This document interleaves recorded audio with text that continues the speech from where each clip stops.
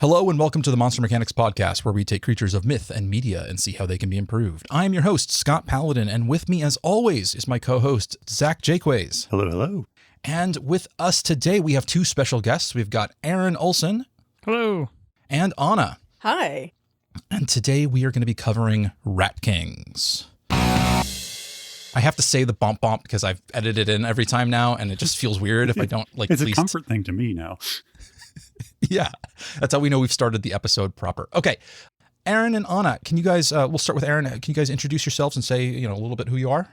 Hey, I'm Aaron. I'm the editor and producer of two podcasts, the Compleat Discography, a Terry Pratchett Discworld read-through podcast, as well as the Babylon Project, it's a number of things. Yeah. Anna, you want to handle that one? Yeah. I'm one of the co-hosts on both the Compleat Discography and Babylon Project, and thus, live to torment Aaron. Awesome. Well, and today we are covering Rat Kings. If any of you are not familiar with what a Rat King is, it is a semi-natural phenomenon. They have been proven to really exist in the most literal sense, which is when a collection of rats become entangled by their tails. There was actually some debate for a long time about whether or not these things ever actually occurred in nature, or if they'd always been sort of hoaxified, maybe in a sort of P.T. Barnum sort of way. But apparently recently they've actually found one. I think well, Aaron, I know you looked it up a minute ago, so I'll let you cover that. But now they've also been covered quite extensively in folklore and various forms of media. The reason why we're doing this episode is because I was recently on, or by this episode, I'm not sure it'll have come out or not yet, but Compleat Discography, I was a guest on for the Amazing Maurice and His Educated Rodents episode, which includes a Rat King as the primary villain. Spoiler alert, I guess. By the way, the spoiler policy on this show is that we spoil whatever we want with no warning. So Good to know. And so we thought it would be fun to riff on the idea. So the version in Amazing Maurice is cool. They apparently, when grafted together, the rats become a single collective intelligence with the ability to read minds and control people a little bit. Yeah. There's also a really good Rat King in the show Hilda, which is a collection of rats that trades in secrets that I really like. Does anybody else have any initial pitches that they want to bring out? They're an interesting antagonist in a number of fantasy role-playing games as well, tabletop ones. Oh yeah. There's a connection to the brain rat, I believe it is in D&D. Yeah, cranium rats. Mm-hmm. Cranium rats. I want to cover that in a second too. Yeah. Sure. Because I have some comparisons to real-world technology there. Zach, you're about to say something? Yeah, I just want to say that I'm almost kind of glad they're not an actual hoax, because it just sounds like the world's worst basket weaving if you're making these rat things. Yeah. And it's not just rats, right? That there are also squirrel kings occasionally. Which honestly seems slightly more viable than rats, just because I've had to get pine sap out of my kid's hair. Oh God. Yep.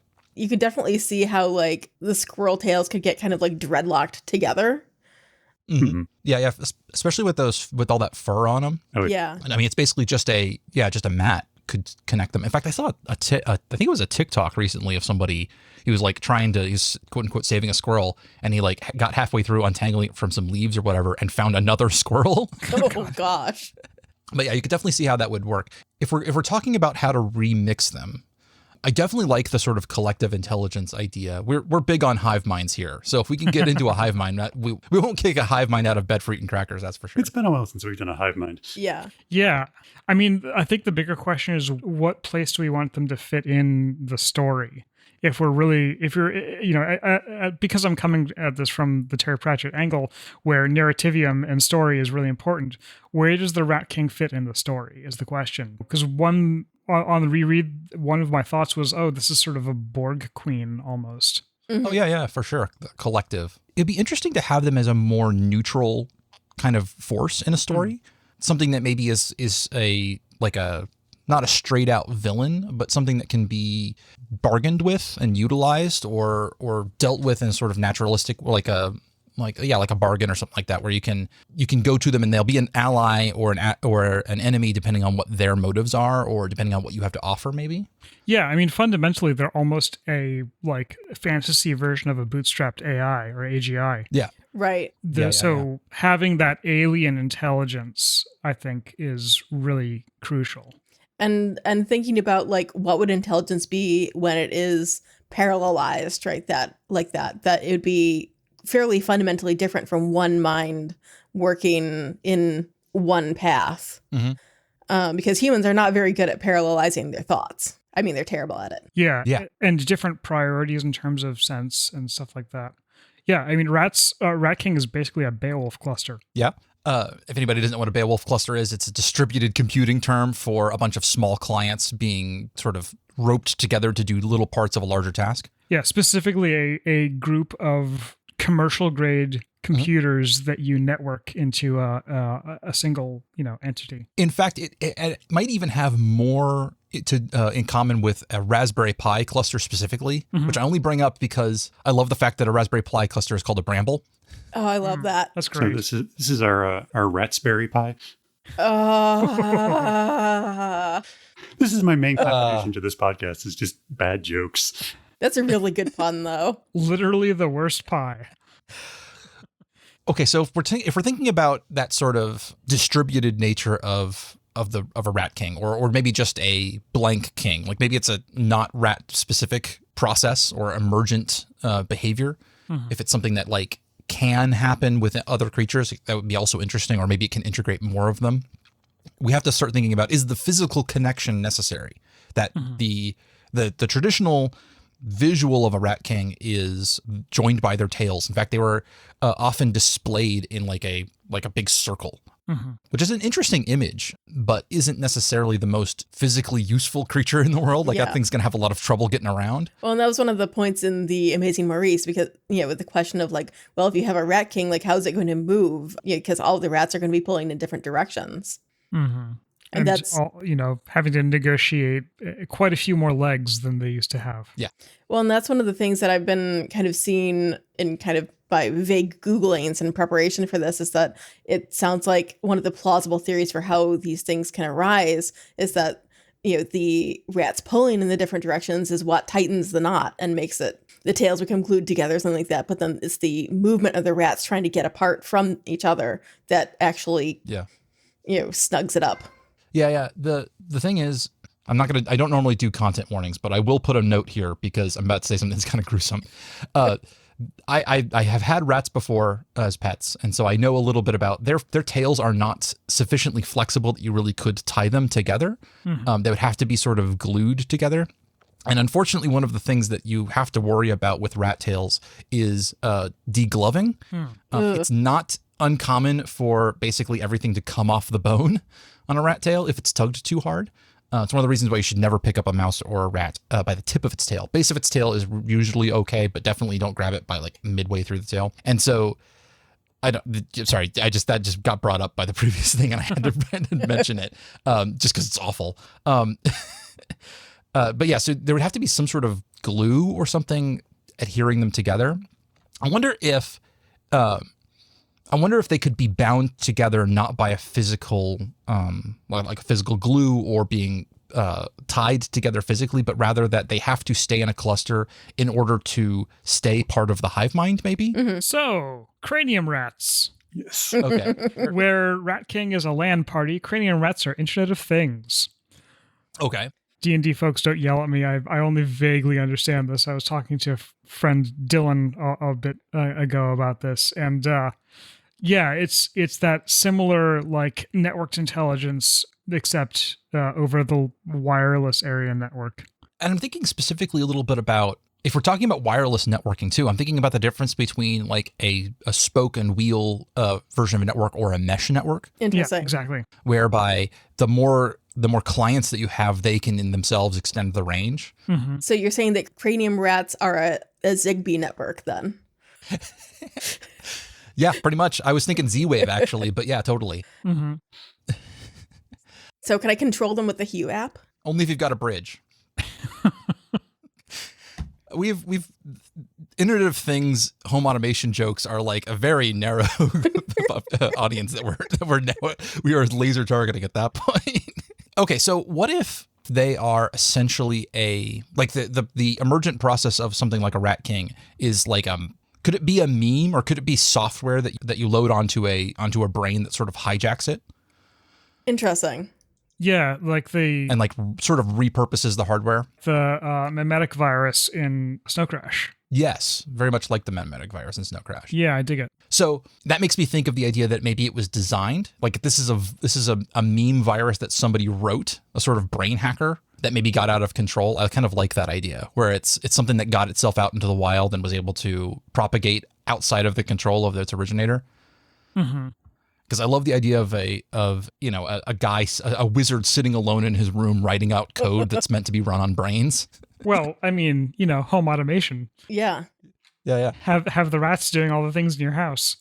Yeah. Oh, yeah. That's great. I like the idea of the rats being the hardware because like all their base motivations and instincts are all relatively similar. Like it'd be very difficult to run it on like human brains because everyone has like different motivations and different life experiences. But a rat is a rat for the most part, and it's kind of a standardized platform for this software to run on.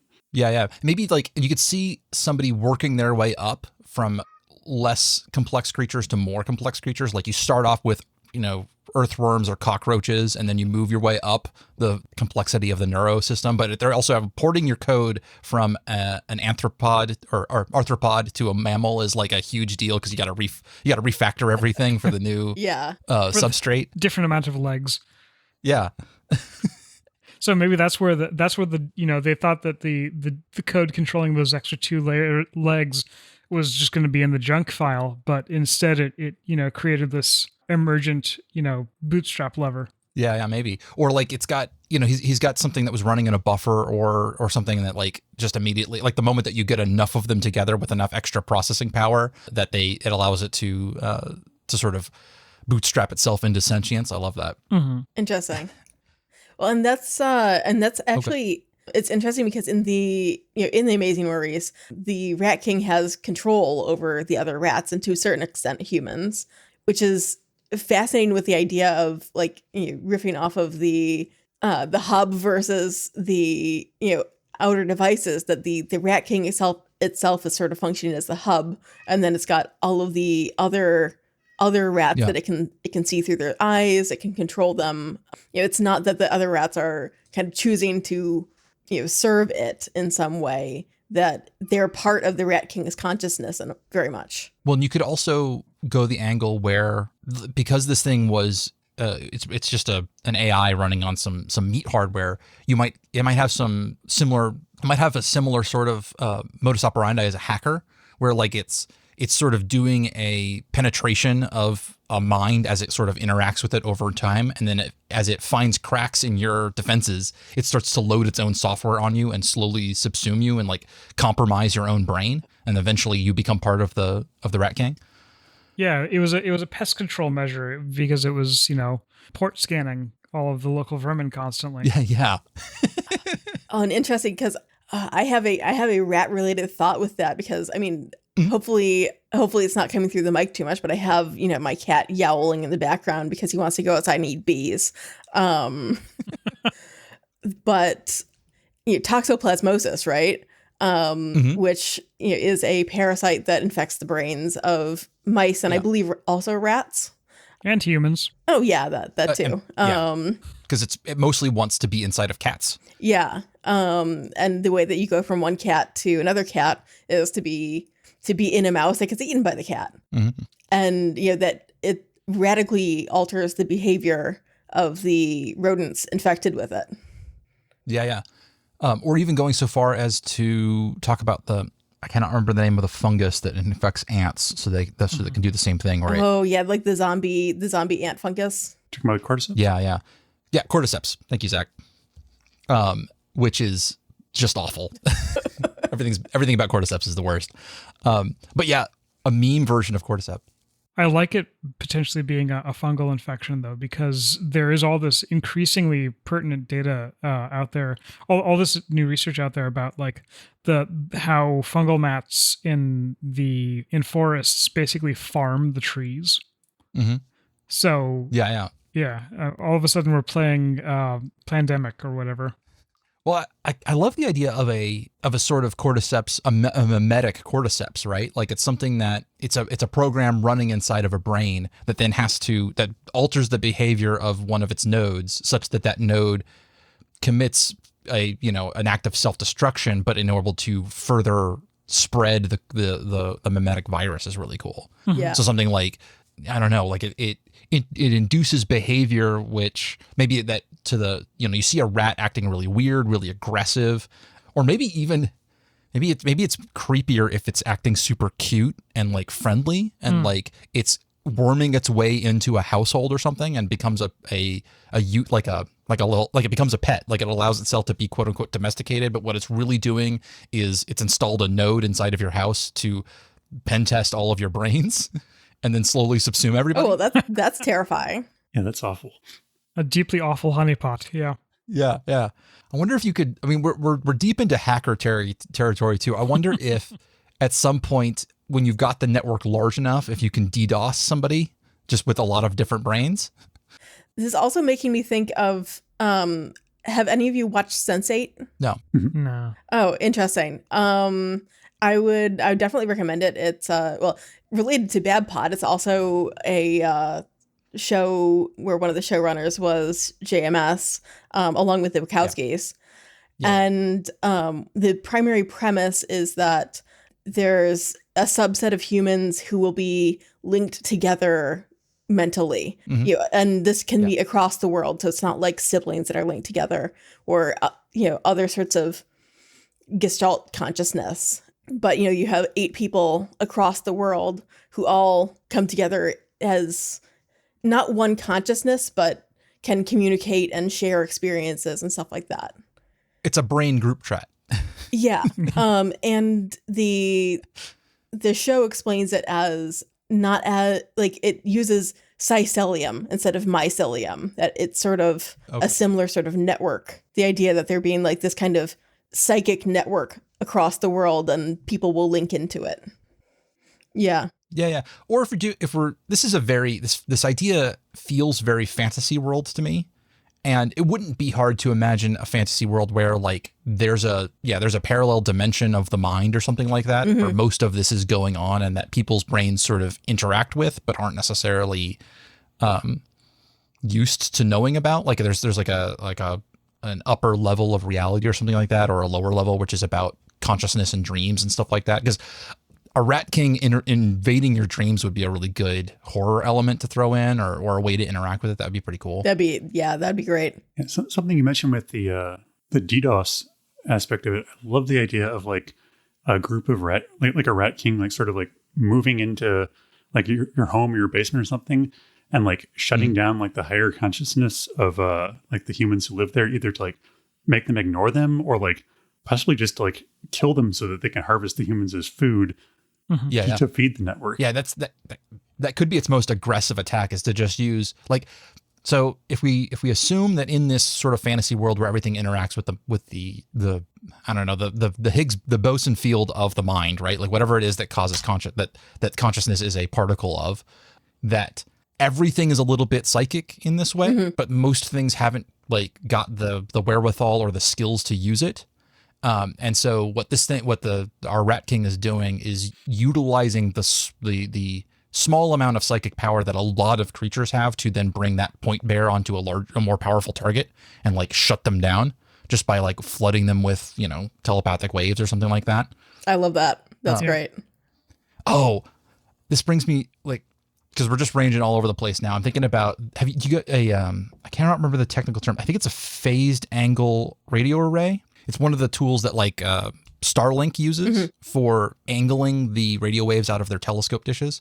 Rather than having one big telescope, you have an array of tiny little radios inside of a dish, and by putting them slightly out of phase with one another, you can actually angle and focus the radio waves coming off the whole dish rather than them all being blasted out in a omnidirectional pattern. You can actually like using the ability for waves to cancel each other out and amplify each other. You can like selectively phase the signals going out that actually aims the radio array that you've created, which is very cool. Kind of like beamforming. Yeah. Yes, a lot like beamforming. Absolutely. Yeah. And so like we're talking about like maybe the psychic version of that, the telepathic version of that, where you are like, rather than maybe under normal circumstances, creatures have a very short range, but if you've got a lot of them over a large area, you can do the same sort of like, beam forming and like aim directly at somebody on the other side of the planet or something. And just like, just 404 their brain. So this raises the question to me of, so we've got this whole like Rat King as an emergent AI created from a mimetic virus designed by a wizard. And this is all just basically hacking in the mind, which I love, because it means that you could conceivably have a fantasy cyberpunk story, basically, where like you get to have all of the hacker tropes and ideas, but to do it entirely in a world full of, magic and dragons and creatures and stuff like that, which means that you get to have somebody who is the psychic hacker themselves, like the white hat hacker, the guy who like trains up his mind and like learns all of the ins and outs of how to do this stuff so that he can go combat these AI or something like that, or do some other version of it. Maybe he does his own version of hacking for other people's brains and comes up against one of these Rat Kings. That'd be cool. Or alternately, potentially makes his own Rat King, but for good this time. Yeah. To catch all of the people who are disregarded by the Rat King. Yeah. Da da da da da da. Just got to bring it back. Yeah, I like the idea of being able to do an AI story in a fantasy setting. Mm-hmm. I could see the thing that popped into my head a couple of days ago was the whole trope of like when you're starting out in an RPG, go in the basement to this tavern and kill 3 rats or whatever, and that could be the Rat King testing how vulnerable you are to their mimetic infection. Or it's possibly that in just the interaction with the rats, it's like, it's either pen testing or it manages to slip a few packets through and load something onto you that like carries with you as through the course of the story. That like every time you interact with rats over the course of a campaign or a novel or something like that, that like further bringing it back to Mass Effect, the indoctrination theory of like the idea that the longer time you spend around these things, the more it subsumes your mind. Yeah. And you could do a great like slow burn story with that. Because we're so used to encountering rats just like as a commonplace thing in fantasy stories. Oh yeah. Like you said, fighting the 3 rats in the basement, or there's a big pile of rats that's going to eat you, or all the various ways that we see rats in like D&D or other fantasy settings. The party wizard's like, why do we keep thinking about wplogin.php? I also love that there's also the possibility to kind of invert that fantasy trope where, in this case, the final dungeon would be, the basement full of rats rather than your starter dungeon. Mm-hmm. If your inevitable goal is to take out this Rat King. Yeah, and I love the idea that you like, because this thing's basically running a distributed supercomputer. You find a location where it has just amassed lots and lots of creatures in a single area, and it's just this writhing mass of everything that it's managed to subsume, and it doesn't have another use for. It just puts into the sewers of a city or something like that, and you find stuff that shouldn't be there, deer and orcs and river dolphins and stuff that have like managed to just like cram themselves underneath the city into this huge writhing mass. Or that's a horror element. Or alternatively, the Rat King could just really want this town to be free and safe and clean, and is using third-party apps, adventurers, to do the dirty work for them. We adventurers as the Rat King's own little like the pilot fish and the little creatures that eat the parasites off of the surface of a larger creature. Oh, I love that. Those little fish. So this is kind of going off on a tangent based on that, but I love the idea of like these wandering necromancer, like Ronin, who are tasked with dealing with Rat Kings, who are just like raising the undead to like find and destroy these, because the Rat King doesn't know how to deal with the undead or incorporate them into his system. That's fantastic. The idea of the mindless undead, zombies and skeletons and stuff like that being a really good tool against something like this because they can't be turned against it. Mm-hmm. That's fantastic. Actually, to bring it back to Amazing Maurice, what if a piper is somebody who can, install software patches via sound? Okay, yeah, I like that. Update the town firewall. Yeah, they're just a very specialist form of bard who's like who's tapping into that language center of the brain to activate an old. They found a trapdoor, that somebody left. When the gods were designing the humans of this world, they never changed the root password, so they managed to. Yeah. God damn, that's. I love our hacker fantasy world that we're developing. This brings up something I've seen floating around the internet a few times, which is the idea that you have wizards in the world who treat magic the way that IT people treat technology, where they're like, do not use that teleportation spell. I was there when it was developed, and it's held together by. There's some really awful corner cases that you do not want to touch. Like there's a handful of open source spells that are really trusted, and yeah, spaghetti code takes on a whole new meaning when you think about a Rat King.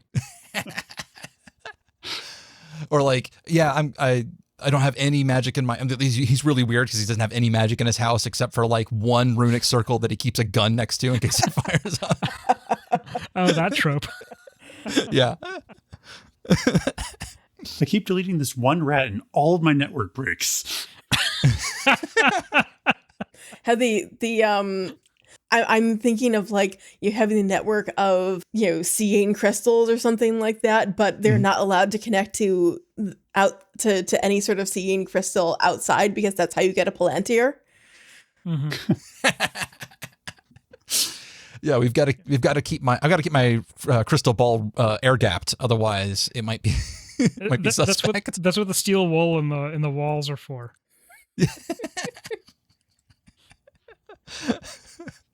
I do like the idea of, because there's a whole thing about trading away names as part of fantasy, dealing with the fae or demons or something like that. But the idea is actually that what you're doing is giving them elevated access to your software. It's really about giving them a username and password to your system. And the fae are just these humans are just walking around just saying their password out loud all the time. What the hell? This is probably not something that you all struggle with, but on my block, because I live in a city with a lot of houses densely packed together, there's probably 35 Wi-Fi APs that I can see just from my house. So, that could be one way you defeat a Rat King, is by having another network that yells loudly over the same frequency. Oh, okay. So it would have to be it would have to build up slowly over time, where it starts with a very small village, and then, because if it tried to go straight to a large city, it would just get completely drowned out by the thoughts of all the people around it, causing too much interference. So it has to come up with some way to to be able to overpower them or be protected from those thoughts or something like that. So it has to, where it can interface with them but won't be overwhelmed by the signals. That's pretty cool. Yeah, or it sort of evolves into a place where it can do frequency skipping. Oh, and that's interesting because it's it kind of aligns with how a lot of the Rat Kings that have been found have been in small towns and stuff like that. So you could think of that, maybe those would be the ones that were found, might be the ones that are unsuccessful, right? That they tried to move too far, too fast. And because I would think that the ones that are successul would perhaps be never found. Mm-hmm. Yeah. Well, and that actually brings up an interesting question. So, if we're talking about actual rats, then the one surprise for me would be that they don't gnaw their tails off to get out of this situation, essentially. But also, if we're talking about Rat Kings, then what happens if one of the component rats dies? Is there a mechanism for replacing it? I think with our version, the one that we've been talking about here, where it's a sort of gestalt intelligence with lots of different nodes. As long as you have a healthy enough system, you're just gonna have to run a scrub afterwards to allow parity data to be transferred to other nodes in the system. Mm-hmm. But I do like the idea of the if you kill enough of the Rat King, it's running in a degraded state where it hasn't resilvered all its data to all of the other nodes yet, and so it's risk of having data loss. Mm-hmm. It's having to store memories and knowledge in various parts. To go back to D&D and the rat or the cranium rats, mm-hmm. One of the things that was kind of cool about the cranium rats is if you got enough of them, they could actually cast wizard spells, and so by reducing the swarm, you reduce the level of spell that they could cast to the point where if you took out enough of them, like they couldn't spellcast anymore. Wild. Yeah, that works. I actually do like the idea of if you do enough damage by killing nodes of the Rat King, that it does have a period of time where it has to retreat and like reorganize its system because you've disrupted it enough. Mm-hmm. That's cool. Yeah, or you could overload it with junk data too. Yeah. If you have a way to load that into its network, you could like capture some of the nodes of the Rat King, some rats. You put them in a Faraday cage so that it can't connect to the network, and then you like load data into them using your own hacking abilities, the same techniques that were used to create it initially, and then release them back into the system. Just Clockwork Orange them, Scott. Mm-hmm. Yeah, because that's reconnecting a trusted node. Yeah. I was thinking the episode of The Next Generation where they do that with one of the Borg. Yeah. Because we were talking about the Borg rings earlier. I cannot remember the name of the episode, but the Borg character's name is Hugh, where they like bring him out they discover him and then teach him like independent thought and then let him back into the Borg collective, and he causes a huge disruption and like fractures the board. Like when I was digging around before the episode, I actually went and looked at the university's like journal search thing and found one article from the procedures of the Estonian Academy of Science, which talks about a few Rat Kings that were discovered.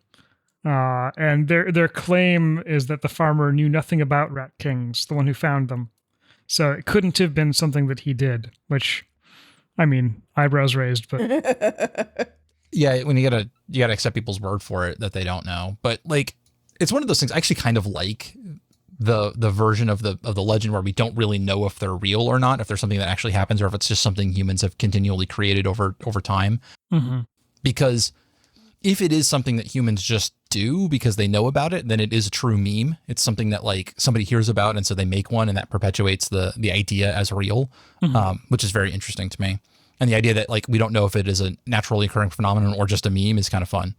Yeah, and I like Anna's suggestion that you'd only find the ones that are failures. Oh, I was just gonna say if there's anything else because we've got this whole hacker thing. Are there other applications like so we were talking about this sort of Beowulf cluster or the Raspberry Pi cluster version of this programming, but is there some like what would a more traditional mind hacker in this world look like? What is it that they do mostly?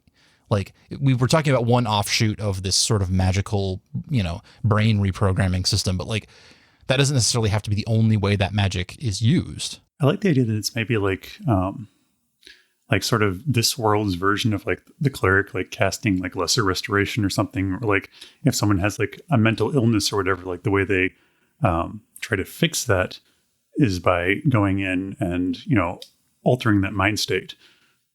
Sure. Yeah, like thinking more like Psychonauts or maybe even Lawnmower Man, where you go into you've because that's a great fantasy trope of like going into somebody's brain and messing around in there. Men will literally hack their minds before going to therapy. I could also see like the equivalent of beekeepers. Ooh, yeah. Okay. Like, or even I could just see like it being a secondary, like, as part of beekeeper training, being like, okay, now and then you might encounter one of these. They're really rare, but this is part of our purview. Because like dealing with a potentially dangerous, potentially useful hive mind would be something that would be pretty much in a beekeeper's purview. Yeah.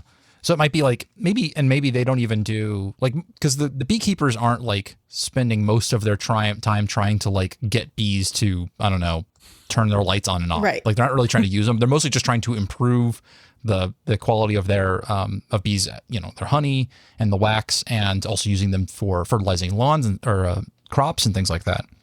Pollinating, not fertilizing, pollinating crops. And so they're like, maybe they're one of those things that's kind of like a hobbyist. Like they know just enough to get what they need done, but not necessarily like they're not full on like hackers. They're just sort of like end users. Yeah. They know to call the IT guy when they encounter something that is a bit off. Yeah. You could also think Have you tried like turning your hive on and off again? Sorry, Anna, go ahead. No worries. You could also think of like a Rat King, whether it could be repurposed similarly to a hive of bees, like, to have the constituent rats be doing useful stuff for the community. Yeah. Or even just like, I mean, you really could go full on Rat King internet where like everybody can like has a rat in their household that, I don't know, they're tapping out Morse code or something or writing something with a pen or to allow them to. Rat over here making modem noises. Yeah. Gotta dance, boss. Let me just log on to the RatNet here and Ratter. Oh no. Scott, you're gonna have to do the sound design on that to make a modem noise that's made out of rat sounds. No, this is Monster Mechanics. I don't do any effort into the sound design. This is low effort. I can see one of the potential uses for these Rat King networks is sort of the propagation of ideas and politics. Like if you've got one regent who's basically trying to instill loyalty in his subjects or whatnot, and like he wants everyone to love and worship and keep him in power. Like he's going to try and have his court wizard like disseminating this network of loyalty and whatnot through these rats. Or a rat-based panopticon, too. Ooh. Oh, yeah, where you don't know if you're being observed. That's good. Oh, yeah. Literally ratting you out. I love that. I am here for these rat puns. Yeah, I like that. It's also, you could imagine that as being like, this thing was not necessarily an emergent accidental creation. They made the Rat King in order to use it on their subjects, and then it takes over the system and starts running the society from the shadows instead, where it created the king to make people loyal to him, but instead like it takes over the whole government and he's secretly running things behind the curtain. Mm-hmm. That'd be very cool. You gave it too many nodes and it started making meta processing decisions. Yeah. It full on decided that it went Skynet on us and decided that it hated humanity and was going to destroy everything. Because we could think of like a lower level Rat King that would be capable of like distributed processing and communications, but not truly sapient. Versus like a higher order one that would be the emergent AI. Yeah. And it's maybe like the difference of the programming of the nodes, maybe even where it's like you could have large networks that weren't necessarily sentient because they hadn't been, they're relatively simple programs overall. I mean, like, a giant network of switches isn't sentient, even though it has a decent amount of processing power because it doesn't have code to run it. But then somebody screws around and tries to enable more features and, starts data training it with large data sets or something like that. And eventually, it can identify a bus versus a stop sign. And then eventually it starts talking back. Yeah. Or, oh God, no, this OS is only supposed to be installed on Ratus. You installed it on Ratus Norvegicus? That's why you have a Rat King problem. Well, there's your problem. I like that. Now I want to think of like what the Rat King equivalent of doing the supervised learning would be. Oh, yeah.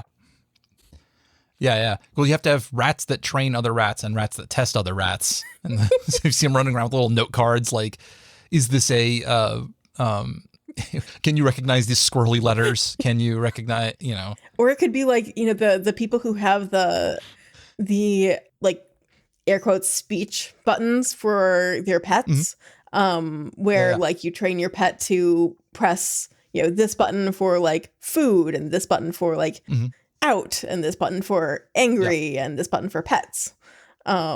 We've tried that. Our dog is too stupid. Or that he's actually not that dumb. He's just completely unobservant. So he has no idea that the button has anything to do with the action that happens afterwards. Installing the GPT-3 networks, the ones that where people use them to make ridiculous lists of AI generated things. Oh yeah. But rats, God, that puts Ratatouille in a whole new light. We fed this Rat King 10 million recipes, and this is what it made.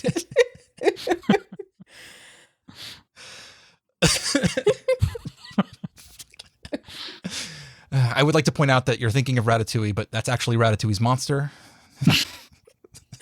Sorry. Really dumb internet joke there. Well, I mean, Ratatouille is a mecha movie, right? Or Yeah. Yeah. Complete aside, apparently in the Disney Infinity game where Remy is a playable character, he can jump on any other character and control them. Which I like the conclusion that somebody drew, which is that he could defeat Thanos because they both exist in the Disney universe, and therefore he could jump on Thanos, which is why Thanos has a bald ass head, so you can't grab his hair. well, I mean, that also puts Unbeatable Squirrel Girl in a whole new light. Oh yeah, Squirrel Girl is just a representative of a Squirrel King that exists within the Marvel comic universe. Beautiful. Speaking of kings that creep me the hell out thinking about, though, I was imagining like a brittle star king.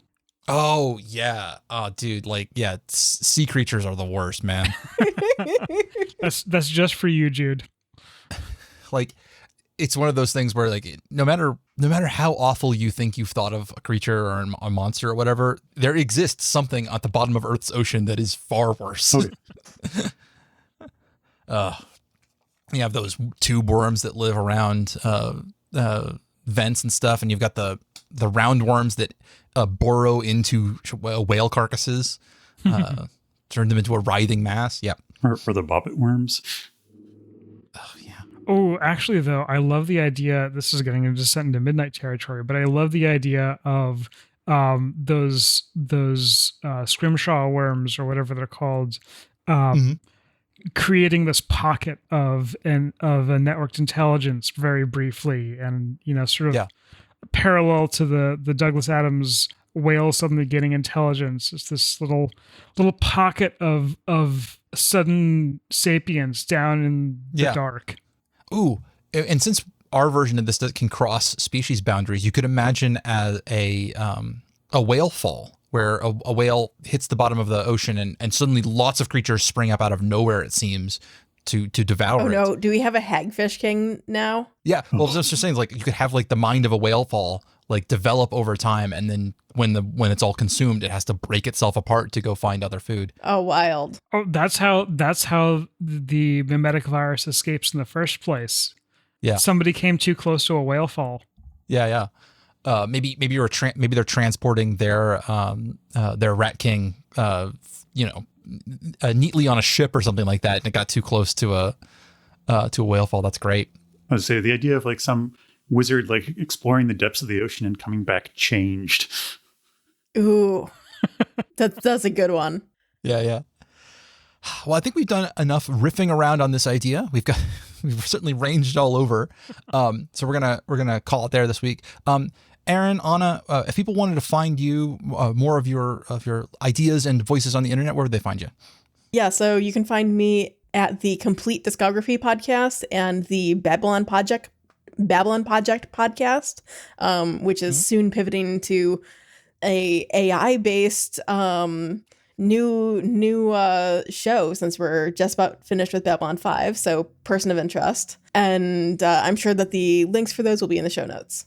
Yep. Honestly, you can find me in roughly the same place. I also recently edited an episode of Scott's project, Breathing Space Fading Frontier. So, which is season 2 is airing right now. Yeah. Cool. Well, yeah, I'll include links to those, and I'm going to encourage you guys to go and listen to the Complete Discography episode about Amazing Maurice and his educated rodents. That's a standalone book, so you could actually jump in without having read the rest of the series. I would advise you to read the book ahead of time because it's very good, although we are effusive enough about it that I think even if you hadn't, you'd come away wanting to read the book. So definitely go listen to that, and we will catch y'all next month. Bye-bye. All right. Until next time. bye. Bye. Thank you for listening to this episode of Monster Mechanics. If you'd like to send us listener questions, we can be tweeted at MonsterMPod, or you can send us an email at monstermechanicspodcast@gmail.com, or you can ask questions in our Discord, which can be reached at scottpaladin.com/Discord. If you want to support the podcast, why don't you leave us a review in Apple Podcasts or Podchaser or Podcast Addict? We keep an eye on those, and it gives us a boost every time we read one. If you'd like to support us monetarily, we have a Patreon. It's patreon.com/monsterpod. Now for the credits. Monster Mechanics is produced and edited by me, Scott Paladin, and hosted by myself and my best friend, Zach Jaquays. All of the ideas generated during this podcast are released under a Do What the F You Want public license. This is a Library of Cursed Knowledge production.